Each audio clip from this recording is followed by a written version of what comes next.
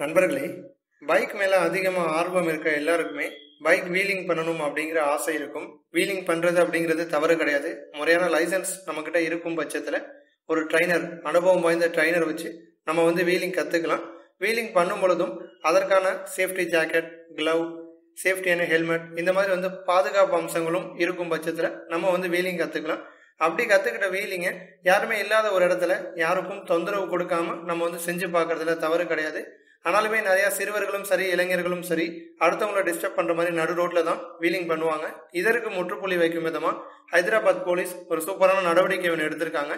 ஹைதராபாத்ல தொடர்ந்து சிறுவர்கள் வீலிங் பண்ணிக்கிட்டு வந்துட்டு இருந்தாங்க. அதற்கு முற்றுப்புள்ளி வைக்கும் விதமா எந்த சிறுவர்கள்லாம் வீலிங் பண்றாங்களோ அவங்களுடைய அப்பா அம்மாவை பிடிச்சி சிறையில வச்சிருக்காங்க ஒரு நாளைக்கு. அதோடு மட்டும் இல்லாம தொடர்ந்து சிறுவர்கள் இந்த மாதிரி பண்ணாங்கன்னா அவங்களுடைய அப்பா அம்மாவை சிறையில வைக்கிறதோடு மட்டும் இல்லாம சிறுவர்களை சிறுவர் சீர்திருத்த பள்ளியில சேர்த்துருவோம் அப்படின்னு தெரிவிச்சிருக்காங்கன்னா. ஹைதராபாத் போலீஸோட இந்த செயலுக்கு பல்வேறு தரப்பினரும் ஆதரவு தெரிவிச்சிருக்காங்க. சிறுவர்களுக்கு இந்த மாதிரி தண்டனைகள் கடுமையா இருக்கும் பொழுது பெரியவங்க வீலிங் பண்ணி விபத்து ஏற்பட்டுச்சு அப்படின்னா அவங்களுக்கும் தண்டனை ரொம்ப கடுமையா இருக்கும் அப்படின்னு தெரிவிச்சிருக்காங்க. இந்த வீடியோவை பத்தின உங்களது எண்ணங்களை கமெண்ட் பண்ணுங்க. இந்த வீடியோ உங்களுக்கு பிடிச்சிருந்துச்சு அப்படின்னா மற்றவங்களுக்கும் ஷேர் பண்ணுங்க. நன்றி.